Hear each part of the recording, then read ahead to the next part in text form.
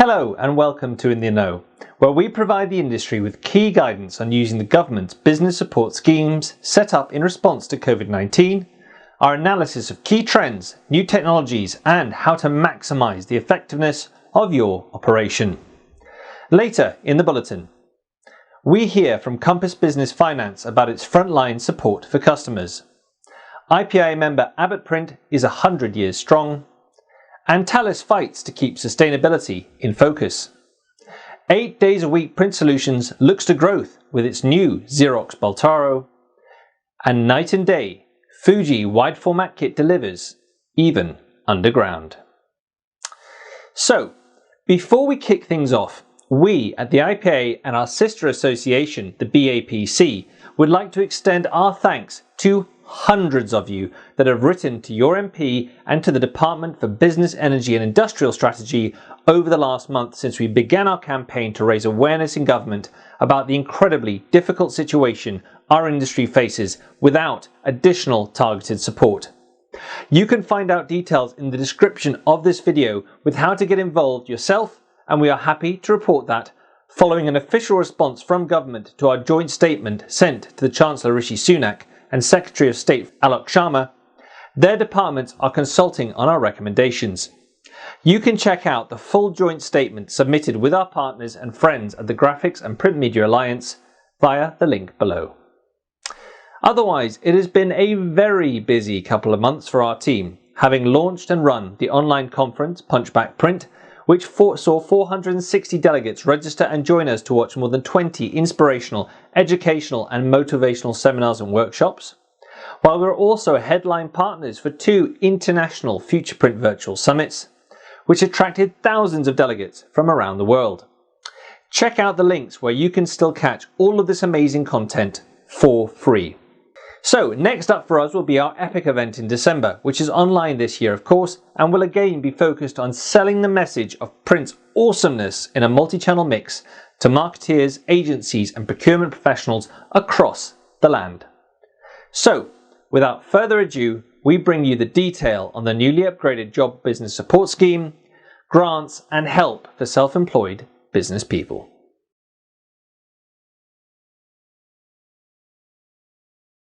The newly upgraded Job Support Scheme, which will come into effect on the 1st of November and run for 6 months, was announced on the 22nd of October, and it reduces the employer contribution to those unworked hours to just 5% and reduces the minimum hour requirements to 20%, so those working are just 1 day a week will be eligible. Employers will still continue to receive the £1,000 job retention bonus. Under the Job Support Scheme, the government will now provide up to 61.67% of wages for hours not worked up to £1,541.75 per month, more than doubling the maximum previous payment.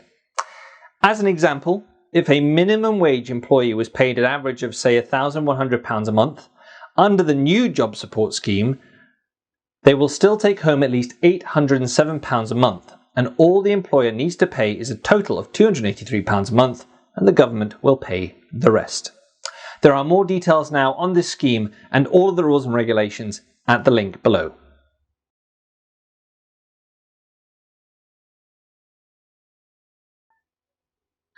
The Chancellor has also announced approved additional funding to support cash grants of up to £2,100 per month, primarily for businesses who may be adversely impacted by the restrictions in high alert areas. Businesses in very high alert level areas will qualify for £3,000 per month, whether closed or open. These grants will be available retrospectively for areas who've already been subject to restrictions and come on top of higher levels of additional business support for local authorities moving into Tier 3. It will be up to your local authority to determine which businesses are eligible for grant funding in their local areas and what precise funding to allocate for each business. Again, you can find out all the information on this scheme at the link below.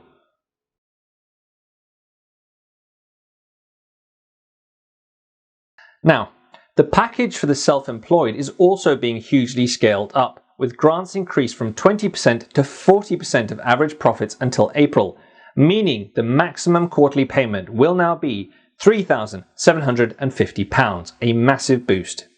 These grants will be available retrospectively for areas who've already been under social restrictions and come on top of higher levels of additional business support, again from local authorities that have moved into Tier 3, which, if scaled up across the country, would be worth more than £1 billion.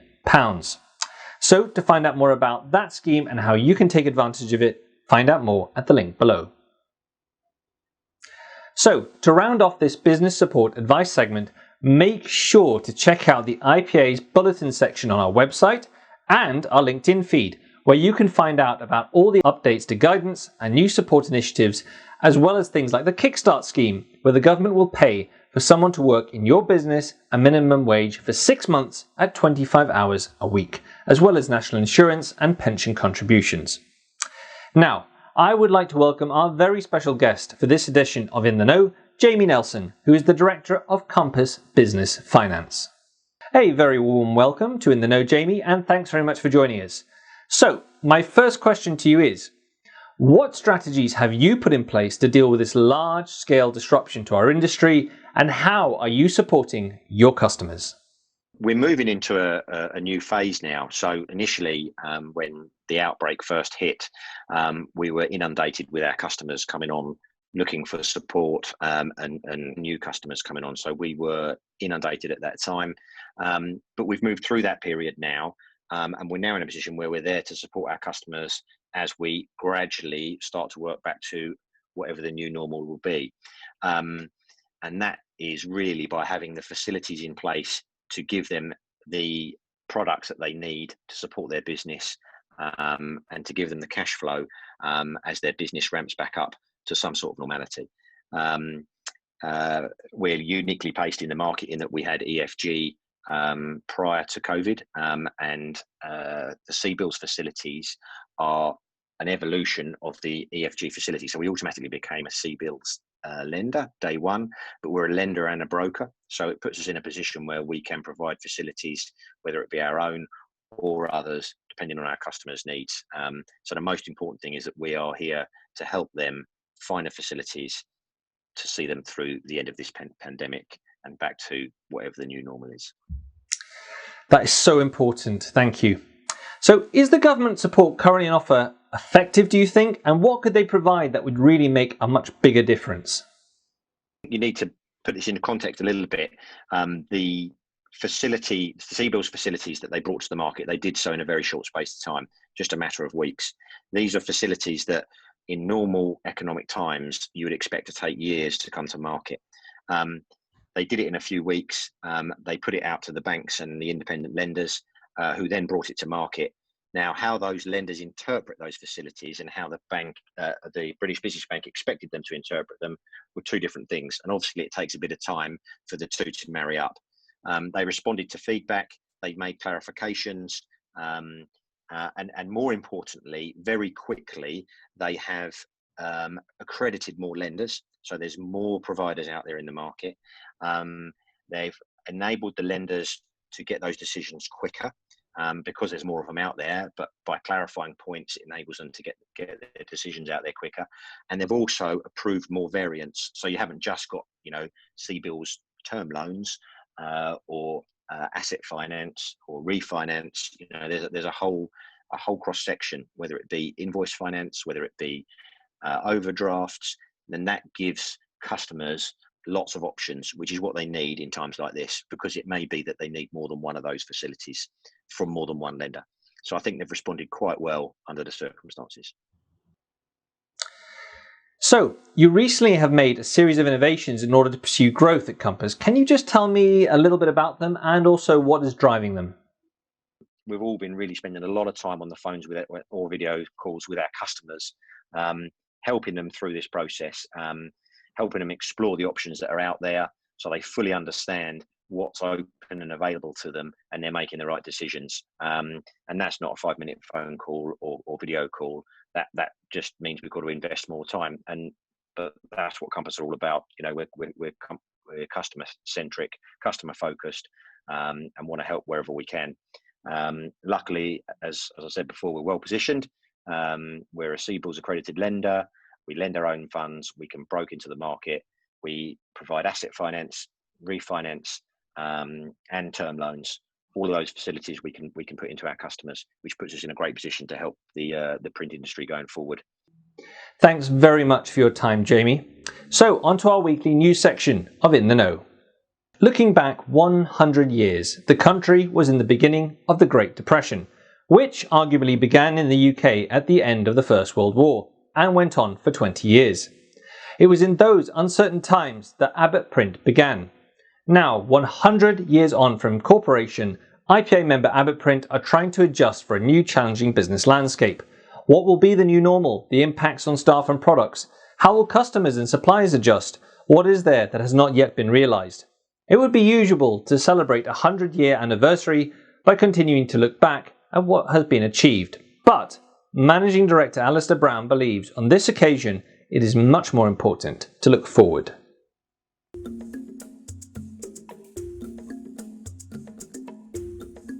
I joined the Abbot in 2002, having spent 8 years in the Army and a few years in the Foreign Office, and then an MBA and an MA. Over the last 10 years we have concentrated on buying a diverse range of finishing equipment that complements the powerful printing presses.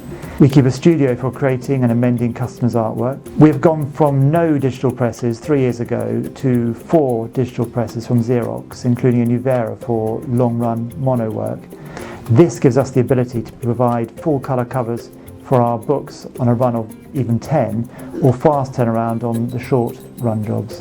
We've tried to mix the old with the new. We have the litho presses modified to use in conjunction with inkjet for barcoding, for example. We have adapted collator machines to produce specimen bags. We firmly believe that print has a future for everyone, provided we all remain smart. So, in a recent ED survey, more than half of respondents confirmed that their business had been postponed sustainability-related announcements and priorities due to the COVID pandemic. Protection against coronavirus has taken priority, but for many businesses the need and desire to address climate change will continue, and fairly soon, as public support grows, we will once again need to focus on this important issue. Antalis is working hard to shine a light on it through customer and industry education, highlighting additionally that the rise of carbon offsetting has been plagued with a lack of clarity and transparency when it comes to selecting and specifying a sustainable substrate. The solution from Antalis has been to announce that all material purchased from across its paper, packaging and visual communication ranges can now be carbon offset with a clear chain of custody on both the products and how their production is balanced. Next, as part of its expansion plans, 8 days a week Print Solutions has made its first move into digital inkjet technology with the installation of a Xerox Baltoro.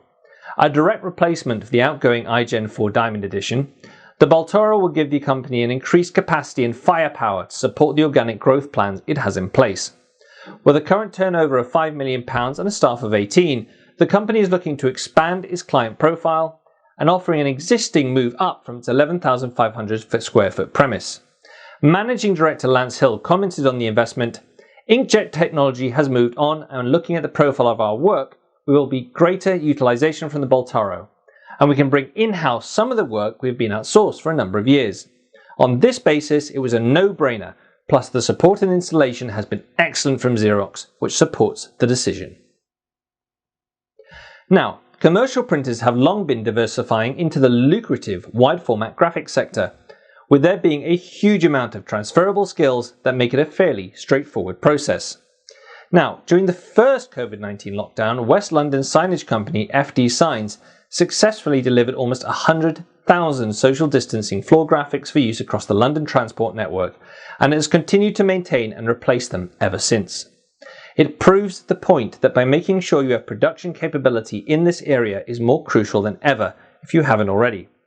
The workhorse it used to achieve the feat was Fujifilm's Acuity LED 1600, printing to Polar Grip vinyl supplied by Drytac. The FD Signs team delivered 6,000 graphics a day for 10 consecutive days to 30 different installation teams around the capital, who installed them in London Underground stations during overnight closures, as well as a number of other key transport hubs. Well, thank you for watching In the Know. If you have any suggestions of content you would like us to bring, then please do let us know. We at the IPA and all of our members, as well as our sister association, the BAPC, are working together to support our industry. So please do not hesitate to get in touch with us via the details at the end of the bulletin. Otherwise, please stay safe and well, and we will see you on the next In the Know.